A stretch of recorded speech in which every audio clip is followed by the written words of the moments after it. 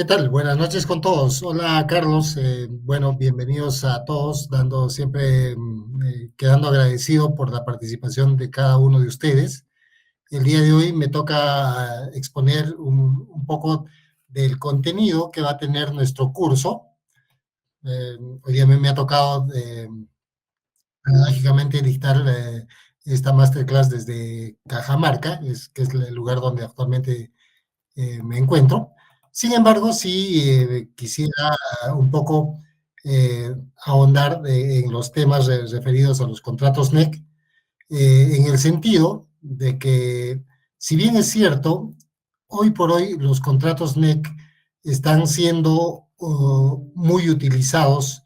De hecho, eh, una gran parte de los proyectos que se vienen generando y que se vienen administrando en nuestro país, proyectos de gran envergadura, proyectos de mucha huella en nuestro país, se vienen gestionando, muchos de ellos con contratos NEC y otros tipos de contratos que son contratos de índole colaborativo, de índole ágil, como son, por ejemplo, los contratos FIDIC, que también es contratos que en nuestro país tienen ciertos antecedentes de allá por los años 1990, donde se empieza a generar los primeros contratos, y los contratos NEC, como ustedes podrán recordar, el caso más icónico ha sido pues en la construcción de la infraestructura para los Juegos Panamericanos, donde en la práctica se ha puesto a la palestra todo lo que es la administración con contratos NEC. Sin embargo, los contratos NEC también tienen larga data en nuestro país, pero a nivel de contratos privados. Particularmente me ha tocado administrar un contrato de este tipo allá por los años 2010 en la construcción de la ciudad de Nueva Fuerabamba, que estaba administrada, pues, recordarán ustedes, por la minera Extrata. Bueno, no quería extenderme un poco más, sin embargo, también quería comentarles de que el día de hoy vamos a ver uno de los puntos que son relativamente importantes dentro de la administración contractual. Esto debido a que uno de los conceptos principales que manejan este tipo de contratos colaborativos es la agilidad con los cuales se deben administrar los proyectos. Agilidad en el sentido de que se transfiere la responsabilidad de la gestión de los proyectos a un tercero, en este caso a un contratista, que hace las veces de gestor del proyecto, y este a su vez con su expertise, con todo el know-how con el cual viene precedido, administra el proyecto subcontratando a otras empresas, adquiriendo servicios, adquiriendo eh, eh, equipos y haciendo toda la gestión propia de los proyectos. De tal forma de que antes, si hacemos un comparativo respecto a la ley de contrataciones, normalmente el Estado contrataba a una empresa contratista y esta se encargaba pues de hacer todo el proyecto, pero siempre y cuando esté pues una etapa previa ya realmente definida o ya finalmente aprobada y definida por el cliente. En los contratos de este tipo, normalmente esa definición se va madurando a nivel del desarrollo del proyecto, y eso es lo que vamos a observar hoy día con esta característica particular que se vienen aplicando y que se deben aplicar cada vez con mayor fuerza, porque vamos a ver también dentro de nuestra sesión algunos casos reales en los cuales sí se muestra una ventaja comparativa respecto a la forma tradicional como se han venido gestionando los proyectos, ¿no? Un poco aquí, recordando lo que ya nos comentó Carlos, tengo cierta experiencia administrando contratos NEC, de hecho, mi participación en proyectos multidisciplinarios, como la ciudad de Fuerabamba, algunos hospitales que me ha tocado también administrar bajo esta metodología, obras de obras civiles, que también es la última experiencia reciente que he tenido, que ha sido también bastante provechosa, sobre todo por algunos aspectos que sí se han aplicado del contrato NEC, que es el tema colaborativo entre las partes, ¿no? Y eso ha sido muy beneficioso por las características propias de este último proyecto, ¿no? Actualmente vengo también administrando proyectos o gerenciando proyectos con este tipo de contratos para Escuelas Bicentenario, que es también un programa que ha tomado a bien el uso y la utilización de estos contratos. Quería empezar un poco dando un preámbulo respecto a algunos paradigmas que nosotros, y en general, en algún momento de nuestra experiencia, se han presentado como paradigmas en la administración contractual, ¿no? Entonces, aquí quería hacer un pequeño paréntesis, porque muchas veces nosotros nos hemos restringido en tomar ciertas decisiones por decisiones técnicas, evidentemente, por algunos aspectos legales, contractuales, quizás por un tema de experiencia en el manejo contractual de los proyectos que se venían generando en nuestro país. De hecho, cuando nosotros hacemos recordamos cómo se vienen administrando los proyectos con ley de contrataciones del Estado, muchos tendrán y seguramente en su experiencia, algunos proyectos pues han tenido ciertas complicaciones que muchas veces han afectado al proyecto y en algunos casos lamentables han hecho pues que proyectos importantes estén paralizados o estén intervenidos, ¿no? Entonces, la esencia de los contratos NEC es básicamente hacer de que el proyecto inicie y termine bajo las circunstancias que se puedan generar en el camino, bajo todas las contingencias. De hecho, uno de los aspectos principales de los contratos NEC es pues el avisoramiento temprano de los riesgos que pueden afectar al proyecto, de modo tal de que el contratista, bajo su expertise, pueda advertir riesgos que lo pueda manejar hasta que en algún momento puedan anularse, eliminarse, sin la necesidad de que puedan impactar en el proyecto, ¿no? Esa es la esencia principal de los contratos NEC.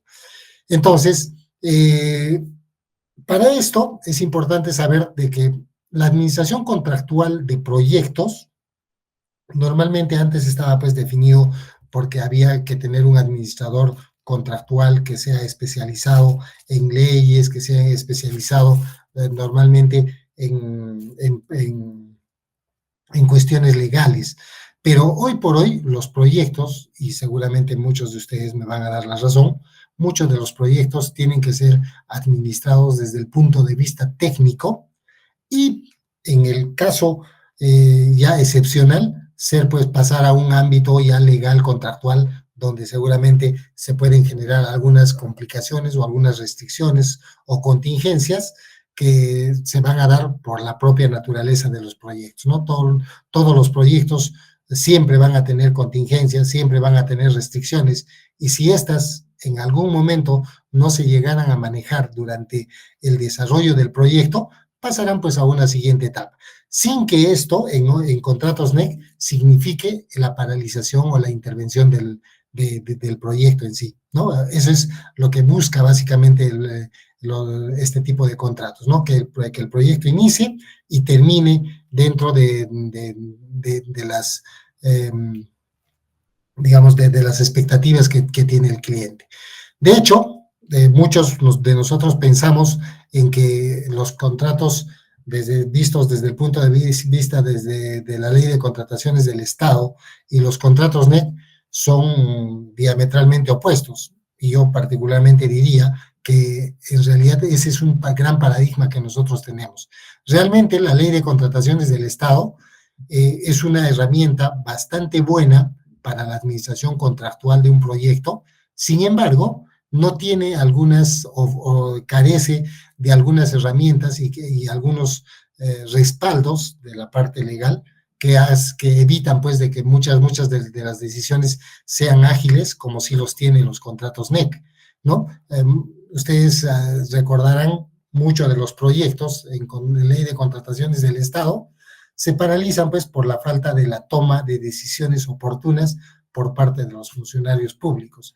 Y esto no es un tema por desconocimiento de la ley de contrataciones o algún tipo de situación por falta de experiencia que podamos indicar, sino es básicamente porque al ser una ley tan compleja, muchas veces pues los funcionarios se ven desprotegidos por la propia ley para efectuar algún tipo de toma de decisiones que ayude al proyecto. Entonces, eso muchas veces hace pues de que estas decisiones se posterguen y afecten pues al proyecto.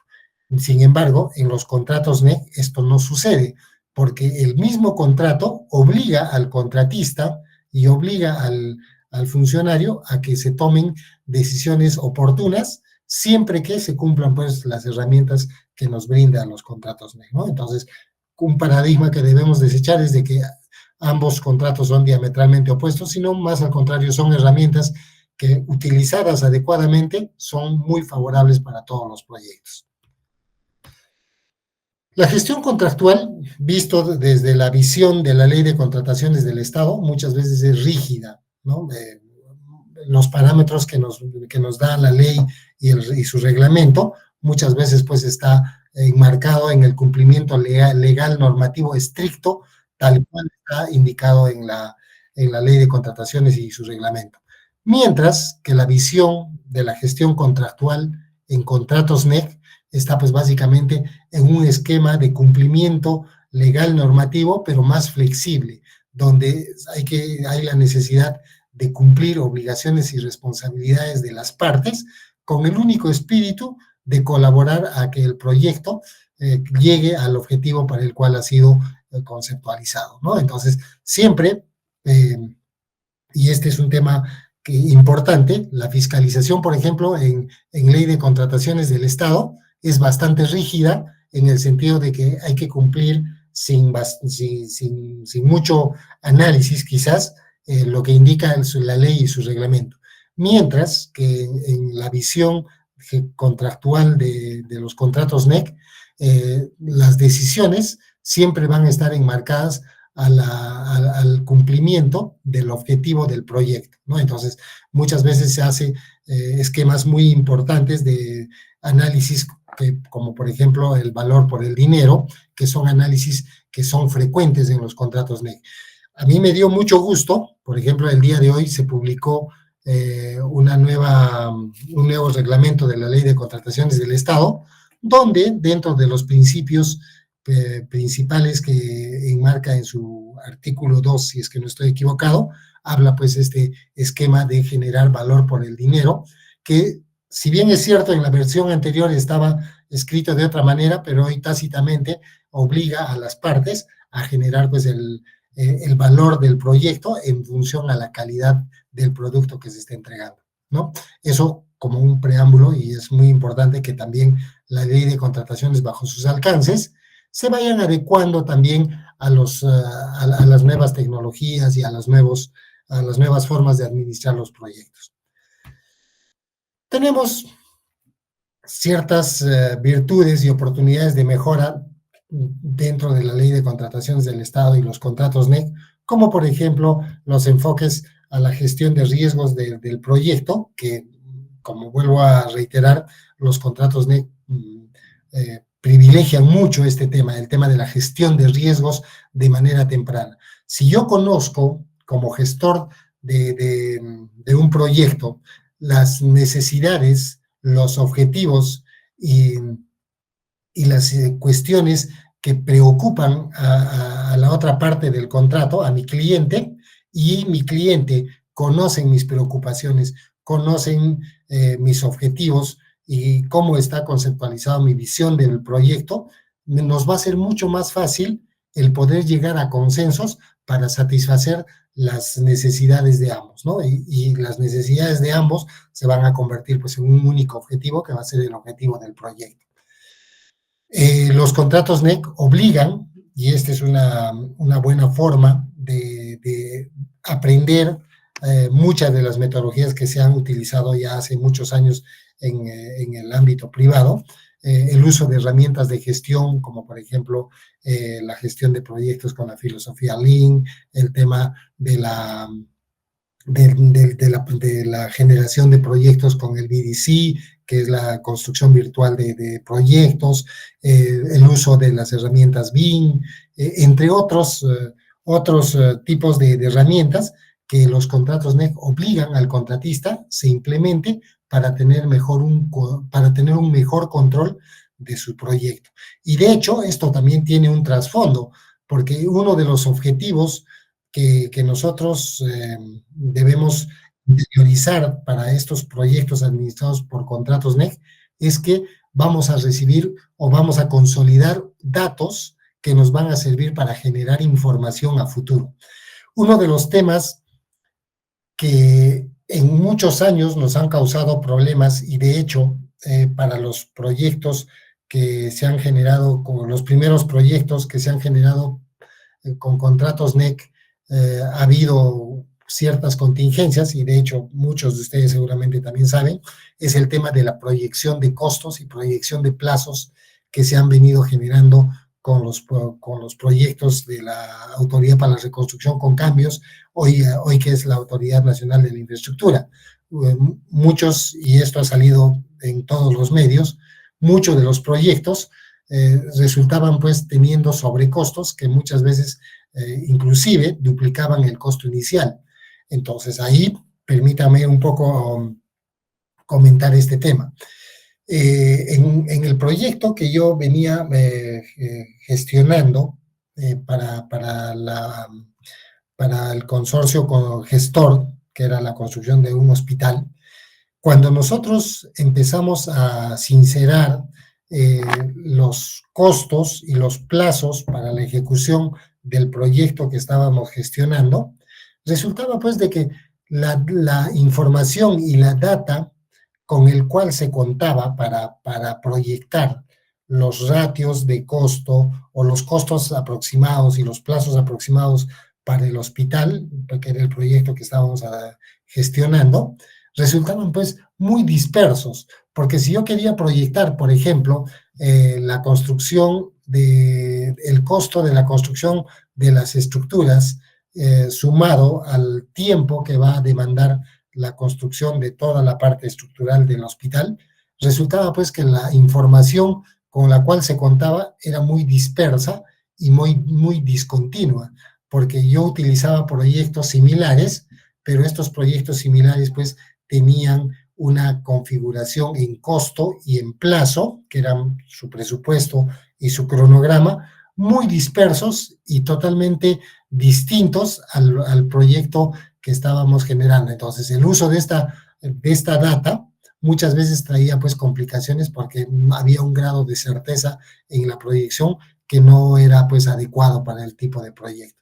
Entonces, en ese momento, cuando generamos las proyecciones de costo y plazo con información que no era muy consistente de otros proyectos, resultaba pues que nuestro proyecto estaba alrededor del 50% por encima del costo que se había proyectado en la etapa de la licitación y en la etapa de la buena pro del proyecto. Y había una explicación para todo esto. En principio era pues que cuando se hizo en la etapa seguramente de la prelicitación los análisis para los costos y los plazos, se tomaban pues información de otros proyectos que probablemente tenían pues un esquema muy distinto de ejecución, diferente al lugar donde nosotros estábamos construyendo el hospital. ¿Esto qué implica? De que es probable, no lo afirmo, pero que se haya utilizado, por ejemplo, una base de datos de proyectos que estaban ubicados en una ubicación totalmente distinta al lugar donde estaba el proyecto, ¿no? Entonces, se omitió seguramente algunos temas de costo, algunos temas de plazo durante el proceso de determinación de los costos y plazos iniciales para este proyecto, ¿no? Pero finalmente, en el trajín de la ejecución del proyecto, se fue sincerando los plazos, finalmente llegamos a un 60% por encima del costo previsto, y en plazo, que fue un tema que sí tuvo mucha complicación por los temas burocráticos que no se habían previsto en la etapa inicial, sí pues empezaba a elongarse bastante en los plazos de ejecución. De hecho, hay muchos de los proyectos que todavía siguen en cartera y siguen ejecutándose. Pero, a pesar de eso, vamos a ver, y en algunos ejemplos prácticos que he recogido, vamos a ver que a pesar de eso, siguen siendo proyectos que de alguna manera han buscado optimizar costo y han buscado optimizar también los plazos, ¿no? Optimización de procedimientos, que es muy importante, el uso de herramientas garantiza de que los procedimientos sean estándares, que sea mucho más versátil la elaboración de información para la toma oportuna de decisiones, flexibilidad para la toma de decisiones, que es lo que acabo de mencionar. Al yo tener la información del proyecto, me permite como gestor tomar decisiones de manera oportuna, ¿no? Y ese es también un criterio bastante importante que lo aplican los contratos NEC. Involucramiento de las partes, contratista-cliente, tiene que haber un involucramiento entre ambas partes y dejar de lado lo que normalmente utilizamos o que también es un paradigma dentro de la construcción, que es que el supervisor y el contratista son dos entes que ambos tienen objetivos distintos. En este tipo de contratos, ambos tienen que tener un involucramiento único para sacar adelante el proyecto. Control eficiente de recursos, evidentemente si estoy gestionando el proyecto, tiene que haber un control eficiente de todos los recursos, ¿no? Eliminación de estrategias para las controversias, aquí es un tema muy importante porque en ley de contrataciones del Estado, normalmente pues las contingencias, las restricciones, muchos de los contratistas utilizaban esta información de manera estratégica para obtener pues algunos temas relacionados a adicionales o ampliaciones de plazo que muchas veces jugaban con los tiempos establecidos por la ley de contrataciones del Estado, que eran plazos rígidos para ciertos procedimientos y que si había una restricción compleja, muchas veces pues el cliente o el supervisor o la entidad no tenían el tiempo suficiente para desarrollar y para resolver esta restricción. Esto no sucede en los contratos NEC. Los contratos NEC evitan y de hecho eliminan cualquier tipo de utilización de controversias o de restricciones de manera estratégica. ¿Y esto cómo lo hace? Apelando a la expertise del contratista. Si el contratista si el cliente demuestra que el contratista tenía la información, pero no advirtió el riesgo, el contrato indica de que el contratista pierde todo derecho a reclamar sobre esa controversia o sobre esa restricción que bien lo pudo haber identificado de manera temprana, ¿no? Entonces, este es un tema muy importante porque así se anulan mucho de las estrategias que se utilizaban normalmente para levantar los precios y para elongar pues, los plazos de ejecución. Y el tema de la optimización de plazos, que es lo que vamos a entrar ahora a continuación. ¿Cómo los contratos NEC promueven la optimización de plazos? En un proyecto normal, y esto es el ejemplo que les comentaba, en los proyectos que se han venido administrando con la ley de contrataciones del Estado, que son proyectos predictivos, y este es uno de los conceptos que vamos a interiorizar muy bien. Proyecto predictivo viene de predicción, ¿no? Proyecto predictivo es aquel que yo ya sé de antemano qué es lo que voy a desarrollar. Y ese es el esquema que manejan la ley de contrataciones del Estado. Proyectos netamente predictivos. Aquel proyecto en el cual tengo fases de desarrollo, los cuales tengo que terminar uno para continuar con la siguiente fase. Termino la siguiente fase y paso a la siguiente. Entonces, esto hace de que los proyectos predictivos tengan pues una larga vida de desarrollo que muchas veces sobrepasa pues las expectativas de los usuarios, ¿no? Que son finalmente los beneficiarios del proyecto. Entonces, yo quería mostrar esto en un ejemplo real. El Hospital de Camaná que es un hospital de categoría 2.1, ubicado en la región Arequipa, fue uno de los proyectos que me tocó fiscalizar en mi paso por la Contraloría General de la República. Y es un caso el cual hoy por hoy resulta pues ciertamente lamentable que hasta este año 2024 todavía no se tenga este proyecto culminado. Y fíjense en la historia o en la línea de tiempo que he podido obtener de este hospital. Al ser un proyecto predictivo, recordemos que primero se hace la ingeniería, se aprueba y recién pasa a una siguiente etapa que vendría a ser la construcción. La construcción se culmina y pasa a la parte de la operación, ¿no? Entonces, en el hospital de Camaná, en diciembre del 2015, se desarrolla o se licita la elaboración de los expedientes técnicos para la elaboración, valga la redundancia, del expediente técnico del Hospital de Camaná, categoría 2.1. Y fíjense, aquí hay una primera observación que es bueno exponerla. Cuando nosotros hacemos un proyecto, cualquiera sea su naturaleza, sea vivienda multifamiliar, edificio de oficinas, colegios, hospitales, obras civiles, cualquiera sea su naturaleza, si yo tomo la decisión de elaborar el diseño de manera separada, donde un especialista desarrolla una parte del proyecto, otro especialista desarrolla otra parte del proyecto y así lo voy desagregando, lo que puede suceder y lo que sucede en la práctica es de que el proyecto conlleva diferentes criterios de diseño y esa diferencia en los criterios hace pues evidentemente de que el proyecto tenga incompatibilidades, tengan incoherencias, tengan no observaciones del desarrollo propio del expediente técnico. Entonces, tengo un expediente técnico incompatible, con muchas interferencias, y esto, si es que no se resuelve en esta etapa, pasa a una etapa de ejecución o de construcción.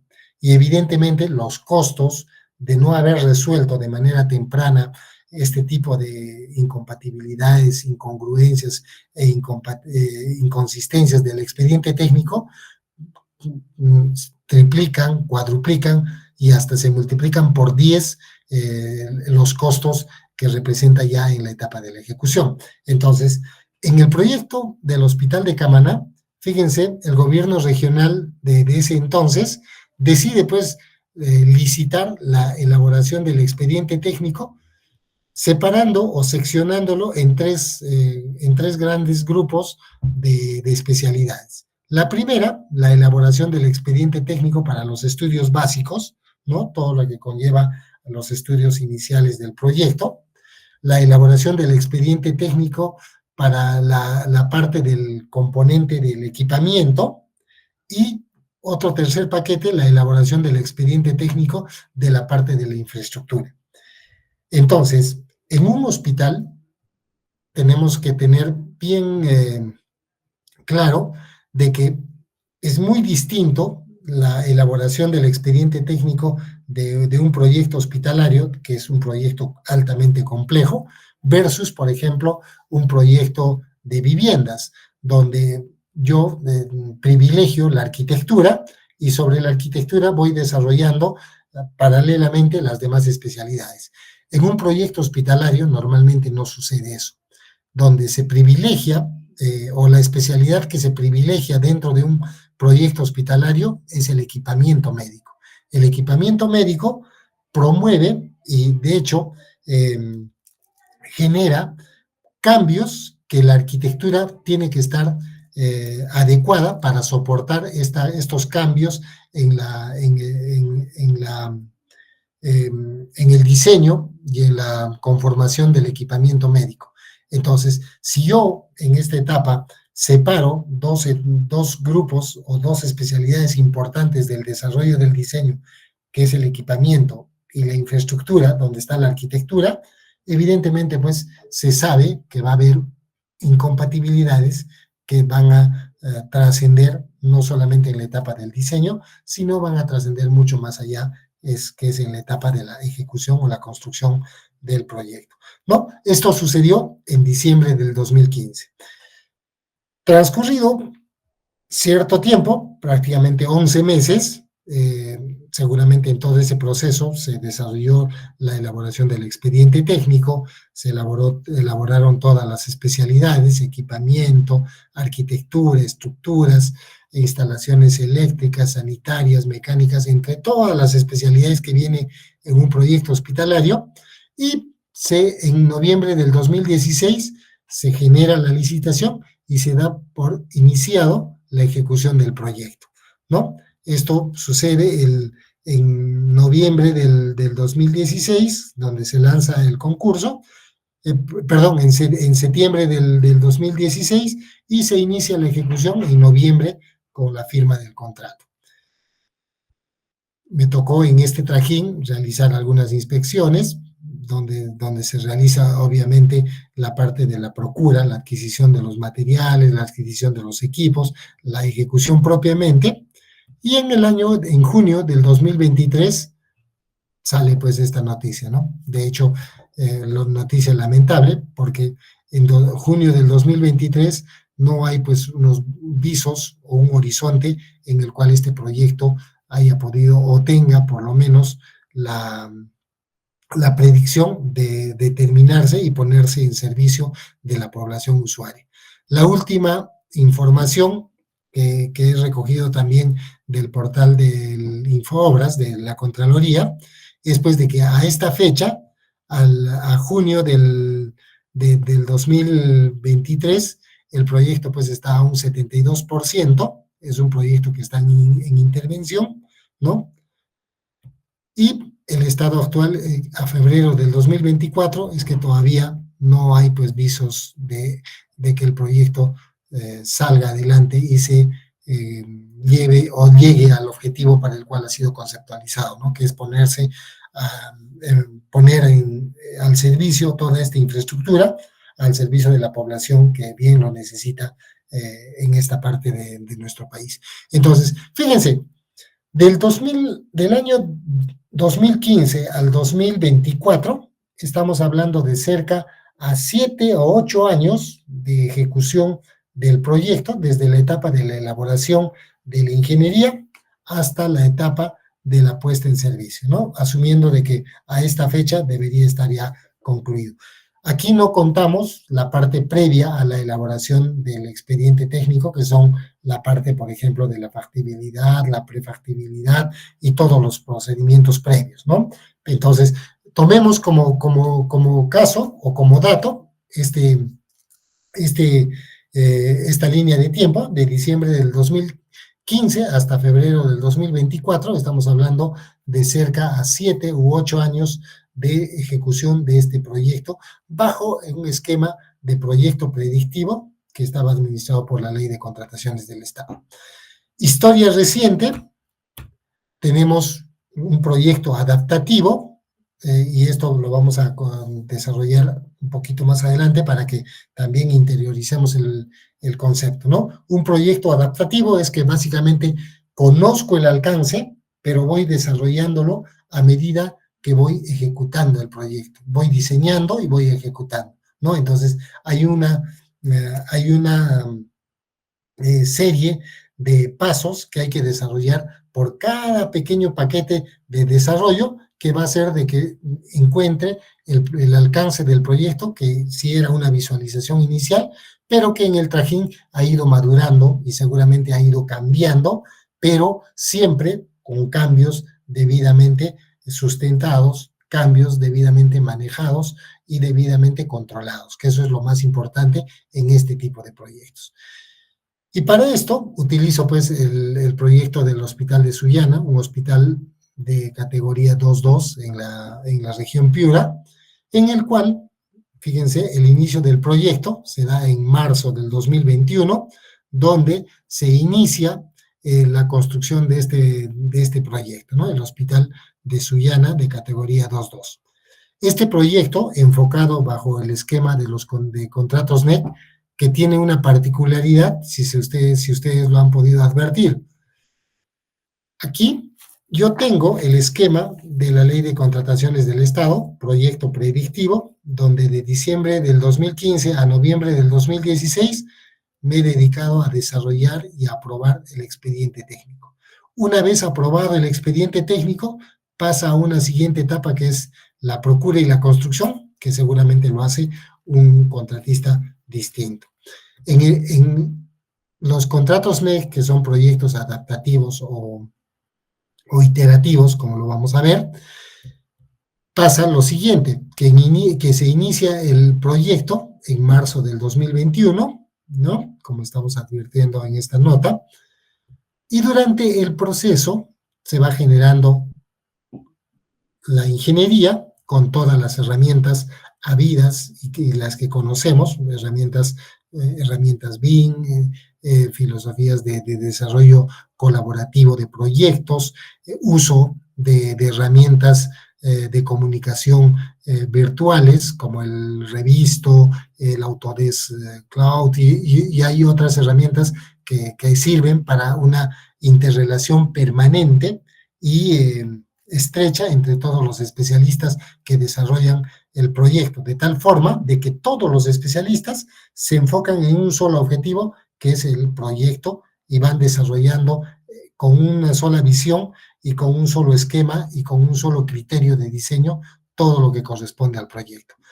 Realizan la parte de la procura, la adquisición de los materiales, equipos y todo lo que conlleva el proyecto, y desarrollan obviamente la construcción mediante gestión de la construcción, realizando subcontratos, realizando adquisiciones o en algunos casos realizándolo por sus propios medios, que también es una forma de que prevé los contratos NEC, siempre que sean favorables evidentemente hacia los intereses del cliente.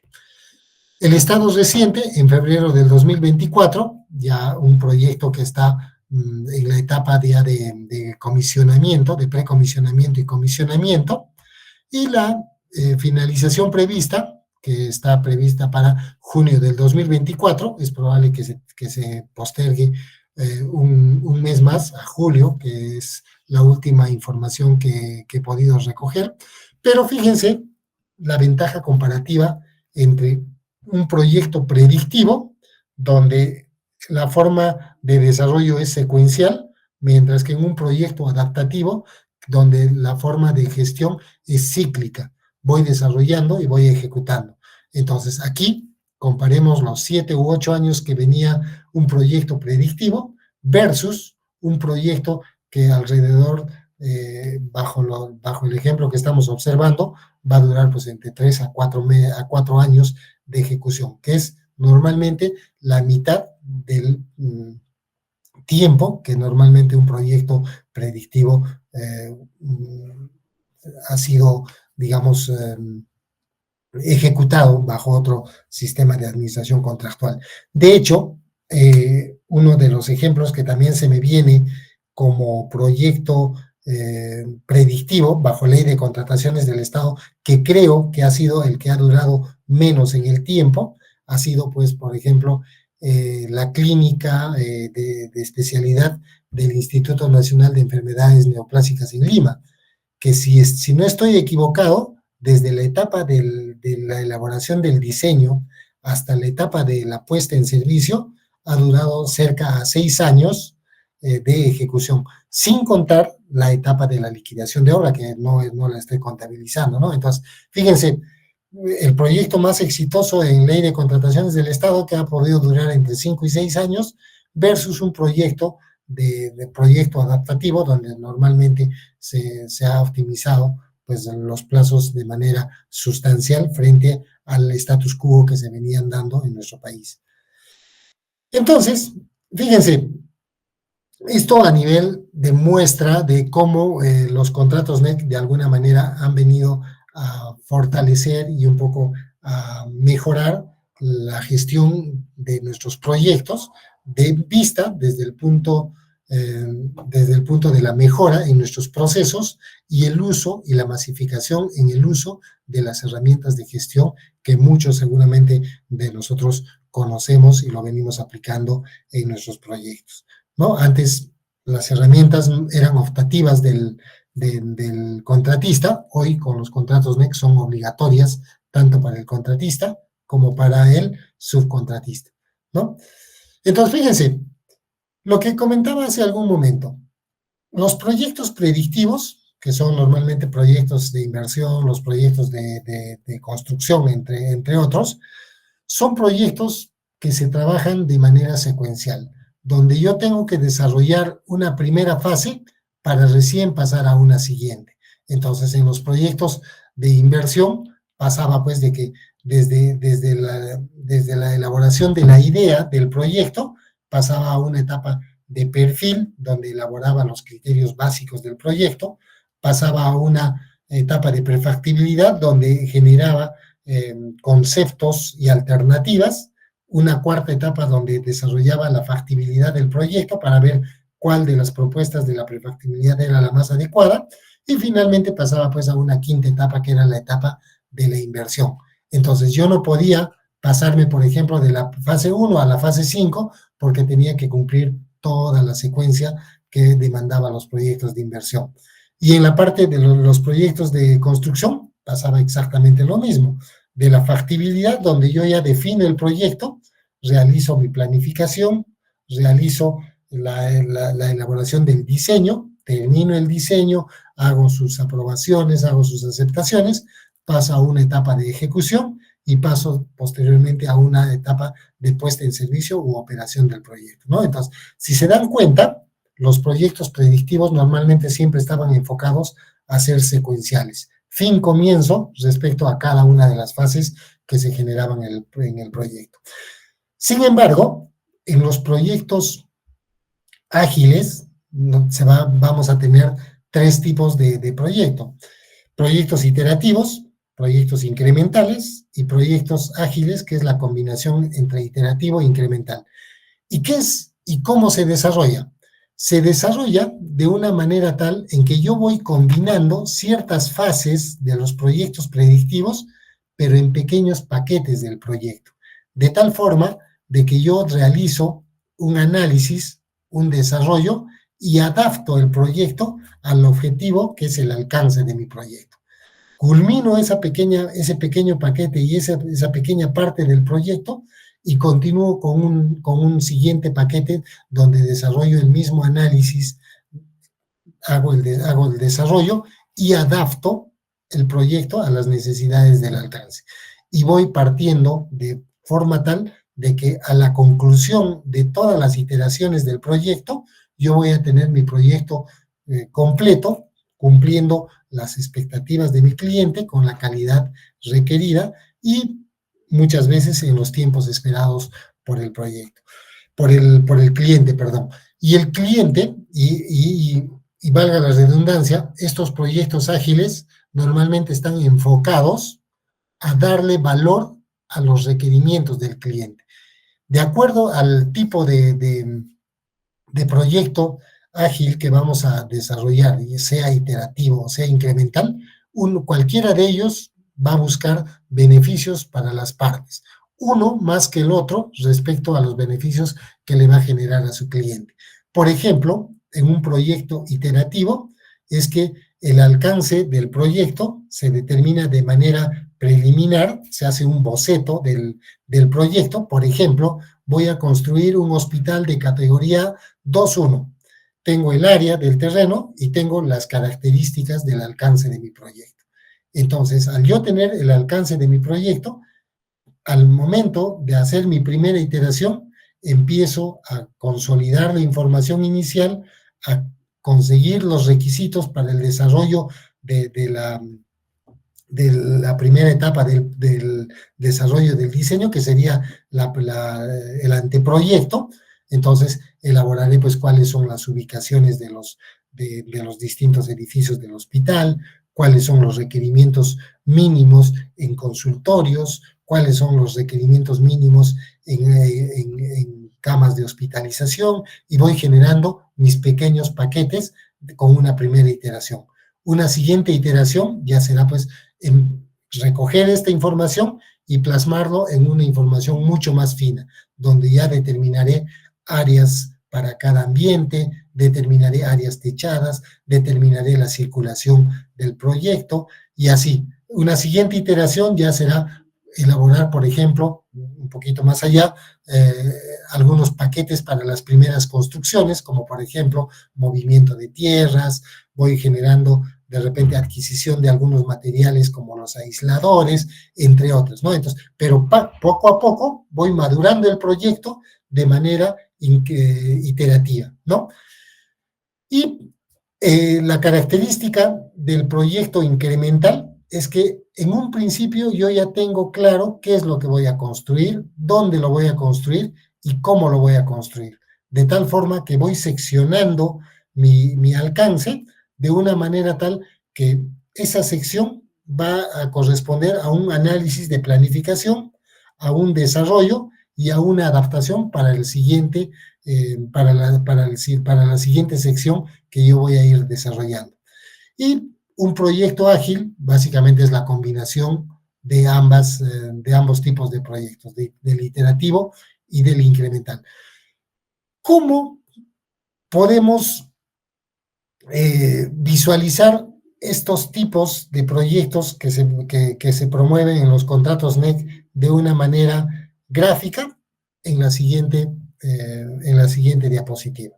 Los proyectos iterativos normalmente están enfocados a un boceto, que es lo que voy a desarrollar en un principio, y voy madurando la iteración de tal forma de que voy acomodando ciertas características del proyecto a las necesidades que tengo de este proyecto. Entonces, de tal forma de que yo, a medida que voy madurando el proyecto, voy generándole mejoras para obtener pues la obra maestra, que es el proyecto concluido, ¿no? Y en el caso del proyecto incremental, se tiene claro a qué es lo que tengo que llegar, pero voy desarrollando pequeños paquetes. Voy desarrollando de manera secuencial un pequeño paquete que va a ir formando parte de la gran obra maestra, que son nuestros proyectos, ¿no? Entonces, esto para ver y para mostrar cómo los proyectos se pueden visualizar desde distintos puntos de vista, desde una etapa predictiva hasta una etapa iterativa o incremental, que son los proyectos ágiles. El concepto principal de esto es que los proyectos ágiles pueden ser también la combinación de ambos, ¿no? El generar un boceto, pero también tener una idea clara de lo que se tiene como proyecto a desarrollar. Ahora, la pregunta que todos podríamos desarrollar sería, ¿es posible que todos los proyectos sean conceptualizados desde el punto de vista ágil? No necesariamente. Va a haber casos y va a haber algunos proyectos, y de hecho los proyectos hospitalarios no se escapan a eso, es que muchas veces voy a tener la necesidad de combinar proyectos predictivos o etapas predictivas o secciones predictivas del proyecto con etapas incrementales o etapas ágiles de nuestro proyecto. Un ejemplo clarísimo, cuando yo estoy construyendo un hospital, va a haber secciones que efectivamente yo puedo ir desarrollándolo por paquetes, pero va a llegar un momento en el cual la cantidad de información y desarrollo de especialidades que voy a tener en un proyecto hospitalario va a ser tal que no me va a permitir desarrollar pequeños paquetes de diseño y mucho menos pequeños paquetes de ejecución, porque todos ellos se van a combinar en un momento determinado. Esto no quita, evidentemente, que se puedan desarrollar algunos esquemas de desarrollo, obviamente apelando a nuestro ingenio, que puedan hacer pues de que ciertas secciones sí se puedan ir desarrollando de una manera ágil, pero evidentemente con un nivel de desarrollo y planificación del proyecto que conlleve pues a que estos cambios que se puedan generar por esta iteración y por esta por este incremento de características del proyecto, sean cambios controlados que no impacten finalmente hacia los objetivos del proyecto, que es mantener pues un costo y un tiempo de cara a conseguir el alcance del proyecto. Ahora, si nosotros, y esto un poquito ya para terminar, si nosotros nos enfocamos cuáles son las características principales de los proyectos ágiles en los contratos NEC, vamos a ver de que en un esquema ágil, normalmente para conseguir el alcance, se tiene que desarrollar todo lo que corresponde al costo y tiempo del proyecto para conseguir el alcance. Tengo el costo, tengo el tiempo, pero lo que voy a privilegiar es llegar a la meta, ¿no? No, muchas veces no necesariamente tengo que cuidar el costo, ni tampoco cuidar el tiempo, pero sí tengo que cuidar el llegar al alcance principal, que es el objetivo del proyecto. Mientras que un esquema tradicional, muchas veces pues se privilegia el mantener el costo y mantener el tiempo para llegar al alcance. Entonces, estos dos esquemas básicamente traducen cuál es el esquema tradicional y cuál es el esquema ágil de los proyectos.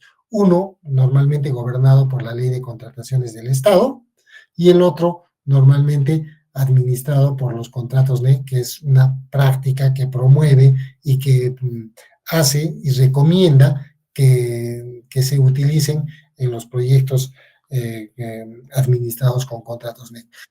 De hecho, algunas de las observaciones que hemos tenido, por ejemplo, en un proyecto reciente, es que cuando utilizamos esquemas ágiles para desarrollar un proyecto, normalmente no nos guiamos por el plan inicial, sino que maduramos el plan en la medida que se van generando las necesidades del proyecto, sin descuidar el horizonte que tenemos de cumplir el objetivo del alcance y cumplir con los plazos establecidos para el proyecto.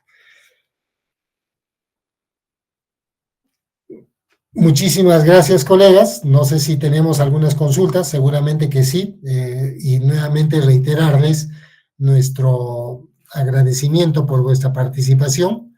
Es muy importante para nosotros el tener presencia con cada uno de ustedes y sobre todo a ver pues de que muchos de nosotros estamos con la expectativa de seguir conociendo, seguir madurando nuestra expertise, seguir madurando nuestra experiencia y volcarlo en nuestros proyectos que venimos gestionando día a día, ¿no? Independiente del tipo y de la envergadura de los proyectos, ¿no? Y es un tema que también quería comentarles de ustedes.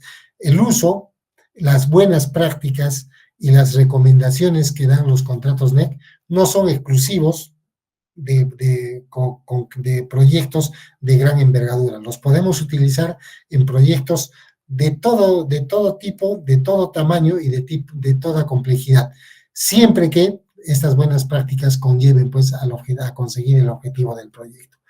Muchísimas gracias, colegas. No sé si tenemos algunas consultas, algunas dudas, de repente que podamos absorber en este espacio de tiempo que tenemos todavía.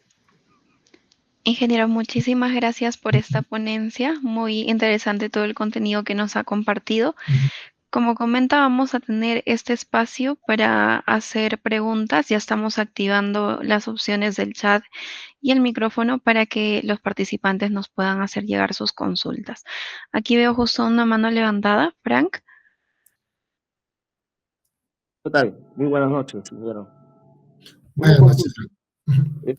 Los contratos NEC son netamente entonces un contrato entre el contratante y el contratista. ¿Y qué tipo de contrato es el que se tiene entre el contratante y el supervisor? ¿También es un tipo NEC o en qué consiste? Y si la supervisión puede lanzar notificaciones ventanas, ¿no? Como usted comenta, o netamente ese es el marco entre contratista, contratante y subcontratista, si es el caso. Sí, sí, muy buena pregunta. De hecho, y esa es una pregunta bastante interesante porque me permite mencionar de que, por ejemplo, en los contratos NEC en versión 3, que era la versión que se estaba utilizando y se utiliza en la construcción de muchos de los proyectos todavía, el supervisor de calidad y de seguridad no tenía un contrato NEC adecuado para la gestión de su proyecto. ¿Esto qué implicaba? De que, por ejemplo, mientras que la entidad o el cliente y el contratista gestor estaban administrados dentro del marco de un contrato NEC, y el contratista gestor con sus subcontratistas también estaban dentro de un marco de contratos NEC, el cliente y su supervisor de calidad estaban pues administrados bajo un marco de la ley de contrataciones del Estado. Entonces, la visión de todos los actores del proyecto era distinta, porque por un lado tenías al supervisor de calidad y al supervisor de seguridad con una visión distinta de manejo colaborativo del proyecto. Esto se ha corregido ya con NEC 4, donde ya se ha creado una familia de contratos exclusiva para que el supervisor de calidad y el supervisor de seguridad también estén dentro del marco colaborativo de los proyectos administrados por los contratos NEC. Entonces, al estar dentro de un solo marco colaborativo, todos los actuantes del contrato, evidentemente las obligaciones de la emisión de alertas tempranas, de la emisión de información que coadyuve a la identificación de los riesgos del proyecto, ya pues se vuelve una obligación de todas las partes. Muchas gracias por la respuesta, ingeniero. Tenemos también otra mano levantada. Neti, adelante. Buenas noches, ¿me copian? Sí, adelante, por favor. ¿Qué tal, ingeniero? Buenas noches. Una consulta respecto a la consulta anterior. Entonces, ¿quiere decir que para contratos NEC, el equipo supervisor de una obra solamente va a constar de 2 integrantes, supervisor de calidad y supervisor de seguridad? A ver, ahí tenemos que tener el esquema claro de que el cliente garantiza la calidad y seguridad del producto mediante su supervisor de calidad y de seguridad, que obviamente es un equipo dedicado pues a asegurar la calidad y asegurar el cumplimiento a las normas de seguridad. Cuando estamos hablando de un contrato NEC con un contratista gestor, se asume de que el contratista gestor va a gestionar el proyecto considerando control de calidad de sus subcontratistas, control del cumplimiento de seguridad de sus subcontratistas y cumplimiento todo el marco normativo dentro digamos, del ámbito del proyecto en sí. Entonces, y eso es un tema que hay que también enfocarlo muy bien. El contratista gestor es el dueño de la calidad y seguridad del proyecto, y el supervisor de calidad y seguridad es el asegurador de esta calidad y de esta seguridad que gestiona el contratista. Perfecto, ingeniero. Vamos a dar pase a una última pregunta. Justo veo allí también una mano levantada. Diego, adelante. Buenas noches, ingeniero. Y una consulta sobre los adicionales de obra, ¿hasta cuánto, cómo permiten, cómo lo trabajan en contrato NEC? Ya que nos permita, sí. no, sí. Sí, en los contratos NEC no hay una valla rígida, como el caso de la Ley de Contrataciones del Estado para los adicionales, por ejemplo, que son, si no estoy equivocado, el 15% de monto por encima del monto presupuestado. Lo que existe en los contratos NEC son eventos compensables. Eventos compensables que son o se originan de aquellos aspectos que cambian el alcance del proyecto, impactan en el costo o impactan en el plazo del mismo. Ahora, no existe una valla por el simple concepto de que la información inicial que se maneja en este tipo de contratos es una información básica. La información que se le da o que se le adjunta al contratista gestor básicamente son pues la información de los estudios básicos del proyecto, y en función a esa información básica, el contratista presenta una propuesta y esta propuesta la empieza a madurar una vez que gana, con información mucho más cercana a la realidad a medida que va desarrollando el proyecto. Entonces, resultaría poco lógico de que, por ejemplo, con una información básica, un contratista pueda determinar pues el costo más certero de su proyecto. Entonces, lo que hace es ir madurando mediante fases de desarrollo hasta llegar a un punto en el cual fija un costo y fija un plazo para el desarrollo del proyecto. Entonces, en este momento se van a generar algunos conceptos que en el curso seguramente lo vamos a ver, sobre la determinación de cuál es la mejor opción de contratación que se pueda generar al contratista gestor y a sus subcontratistas, ¿no? Entonces, llega un momento en que el contratista gestor y el cliente fijan un monto, se trazan algunas condiciones propias del tipo de contrato o de la opción de contrato que se va a generar, y en función a eso se administra lo que conlleva a la conclusión, hasta la conclusión del mismo proyecto. Perfecto, ingeniero, muchas gracias por esta última respuesta. Ya con esto estaríamos cerrando la sesión de hoy. Muchas gracias por esta ponencia. Gracias también a todos los participantes por su atención. Los invitamos a revisar nuestra página web. Allí van a poder encontrar toda la información necesaria sobre la especialización de contratos NEC que estamos iniciando el 28 de junio, justo con el ingeniero Roberto Carvajal como uno de los ponentes y también con la abogada Zarela Bejarano, que se encarga del dictado de la parte legal. Entonces, los invitamos a revisar el brochure, la información de nuestras especializaciones que estaremos iniciando en las próximas fechas, y también a revisar nuestro canal de YouTube, en donde va a estar subida esta masterclass y en donde también van a poder encontrar otras masterclass de diferentes especializaciones. Entonces, sin más que agregar, ya nos estaríamos despidiendo. Muchas gracias, ingeniero, nuevamente, y gracias a los participantes. Muchísimas gracias, colegas.